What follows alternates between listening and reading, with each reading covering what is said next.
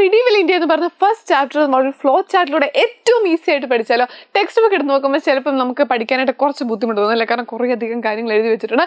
പക്ഷേ ഇത് ഏറ്റവും ഈസി ആയിട്ട് ഒരു ഫ്ലോ ചാർട്ടിലൂടെ നമുക്ക് എന്ത് ചെയ്യാം, ഈ ചാപ്റ്റർ മുഴുവൻ അങ്ങ് പഠിച്ചു തീർക്കാം. ഓക്കെ, അപ്പോൾ ഫസ്റ്റ് നമ്മൾ മനസ്സിലാക്കേണ്ട കാര്യം ഈ ചാപ്റ്ററിൽ എന്തൊക്കെയാണ് പഠിക്കാനായിട്ടുള്ളതെന്നാണ്. അതായത് അപ്പോൾ മുഗൾ റൂളിനെ കുറിച്ചും അതുപോലെ വിജയനഗര റൂളിനെ കുറിച്ചുമാണ് നമുക്ക് ഈ ചാപ്റ്ററിൽ പഠിക്കാനായിട്ടുള്ളത്. മുഗൾ റൂളുമായി ബന്ധപ്പെട്ട് എന്തെല്ലാം കാര്യങ്ങൾ നമുക്ക് അവിടെ പഠിക്കാനുണ്ട്.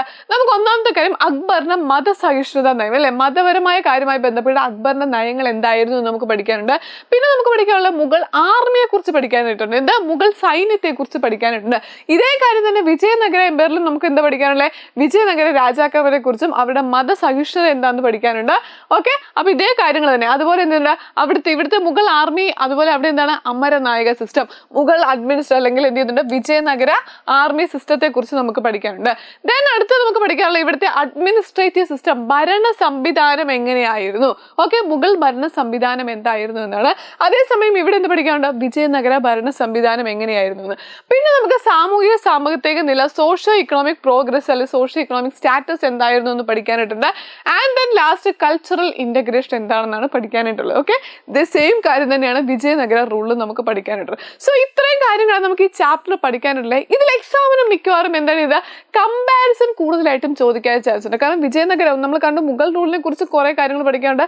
അതേ കാര്യങ്ങൾ തന്നെ വിജയനഗര റൂളിലും എന്തായിരുന്നു എന്നാണ് നമ്മൾ പഠിക്കുന്നത്. ഡെഫിനറ്റ്ലി ഇനിയും കമ്പയർ ചെയ്തുള്ള ക്വസ്റ്റ്യൻസ് കൂടുതൽ ചോദിക്കും. അപ്പൊ അങ്ങനെ ക്വസ്റ്റ്യൻ ചോദിച്ചാൽ ഏതൊക്കെ പോയിന്റ്സ് ആണ് പഠിക്കേണ്ടത്, ഈ ഒറ്റ സ്ലൈഡിലൂടെ നമുക്ക് എന്ത് ചെയ്യാം, ഈ ചാപ്റ്ററിലെ കമ്പാരിസൺ ആയിട്ട് ചോദിക്കാൻ പോകുന്ന ക്വസ്റ്റ്യൻ നമുക്ക് അങ്ങ് പഠിച്ചു തീർക്കാം. Right, yes. അപ്പൊ നമുക്ക് നോക്കാം. ഒന്നാമത്തെ കാര്യം റിലീജിയസ് ടോളറൻസ്. അപ്പം മിഡീവൽ ഇന്ത്യയിലെ രണ്ട് സാമ്രാജ്യത്തെ കുറിച്ചാണ് പഠിച്ചത്, മുഗൾ റൂളിനെ കുറിച്ചും വിജയനഗര റൂളിനെ കുറിച്ചും. അപ്പൊ മുഗൾ റൂളിൽ നമ്മൾ എന്താണ് റിലീജിയസ് ടോളറൻസ് നോക്കുമ്പോൾ ഇവിടെ ദിൻ ഇൽ ഇലാഹി, അല്ലെ, അദ്ദേഹത്തിന്റെ അക്ബറിന്റെ പോളിസി എന്തായിരുന്നു എന്ന് പറഞ്ഞാൽ എല്ലാ മതങ്ങളിലെയും നല്ല ആശയങ്ങളെ സംയോജിപ്പിച്ചുകൊണ്ട് അദ്ദേഹം രചിച്ചതാണ് ദിൻ ഇൽ ഇലാഹി. ഓക്കെ, വിജയനഗരത്തിൽ എന്തായിരുന്നു മതപരമായ കാര്യത്തിൽ നമ്മൾ നോക്കുമ്പോൾ all religions were treated equally. എന്ത് ചെയ്യുന്നുണ്ട്, എല്ലാ മതങ്ങളെയും എല്ലാ മതങ്ങളെയും ഒരേപോലെയാണ് അവിടെ ട്രീറ്റ് ചെയ്ത്, എല്ലാ മതങ്ങളെയും തുല്യമായിട്ട് കണ്ടു. ഓക്കെ, നൗ സെക്കൻഡ് കാര്യം നമ്മൾ നോക്കുന്ന സമയത്ത് ഏതാണ് കാണുന്നത്, ആർമി സിസ്റ്റം. ഇവിടെ നോക്കുമ്പോൾ എന്താണ് നമ്മൾ കാണുന്നത്, മാൻസബ്ദാരി സിസ്റ്റം ആയിരുന്നു, അല്ലെ. മാൻസബ് എന്ന് പറയുന്ന പദവിയാണ് അവർക്ക് കൊടുത്തിരുന്നത്. അവരുടെ കീഴിൽ എത്ര കുതിര പടയാളികൾ ഉണ്ടായിരുന്നു എന്നനുസരിച്ച് അവർക്ക് മാൻസബ്, അല്ലെ, എന്ന പദവിയാണ് അവിടെ കൊടുത്തത്. ആൻഡ് ദെൻ വിജയനഗര റൂളിലോട്ട് നോക്കുമ്പോൾ നമ്മൾ അവിടെ എന്താണ് കാണുന്നത്, അമരനായക സംവിധാനമാണ് കണ്ടത്. എന്താണ് കണ്ടത്, അമരനായക. അമര എന്ന് പറഞ്ഞു കഴിഞ്ഞാൽ അവർക്ക് കൊടുത്ത ലാൻഡിനെയാണ്. സൈന്യ നേതാക്കന്മാരെ നമ്മൾ എന്ത് വിളിച്ചു, നായകന്മാർ എന്ന് വിളിച്ചു. സോ ഇവിടെ മാൻസബ്ദാരി സിസ്റ്റം, അവിടെ അമരനായക സിസ്റ്റം. രണ്ടിലും എന്താണ് രണ്ടിലും എന്തുണ്ട്, അവരുടെ കീഴിൽ സൈന്യ വ്യൂഹമുണ്ട്. അവർക്ക് കുറച്ച് ലാൻഡ് കൊടുത്തു, സ്ഥലം കൊടുത്തു. ആ സ്ഥലത്തു നിന്ന് അവർക്ക് എന്ത് ചെയ്യാം, ടാക്സ്, നികുതി കളക്ട് ചെയ്യാം. ആ നികുതി വെച്ചാണ് ഇവരുടെ കീഴിലുള്ള സൈന്യത്തെ ഇവര് മെയിൻറ്റെയിൻ ചെയ്തുകൊണ്ടിരുന്നത്. ഓക്കെ, ഇവിടെ മാൻസബ്ദാരി സിസ്റ്റം, അവിടെ അമരനായക സിസ്റ്റം.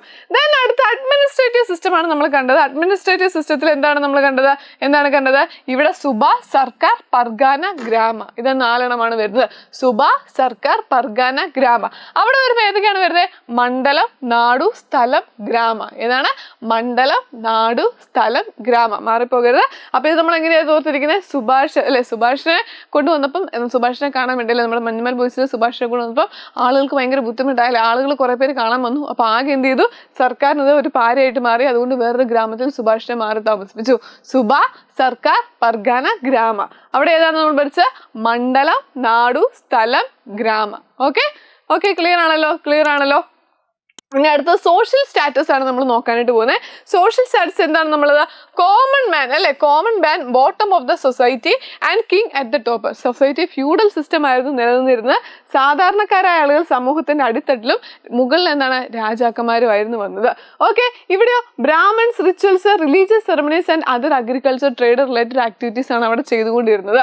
ഓക്കെ, ബ്രാഹ്മൺസിന്റെ റിച്വൽസും അതുപോലെ റിലീജിയസ് സെറമണീസ് ആരാ, ബ്രാഹ്മൺസ് ആണ് ചെയ്തുകൊണ്ടിരുന്നത്.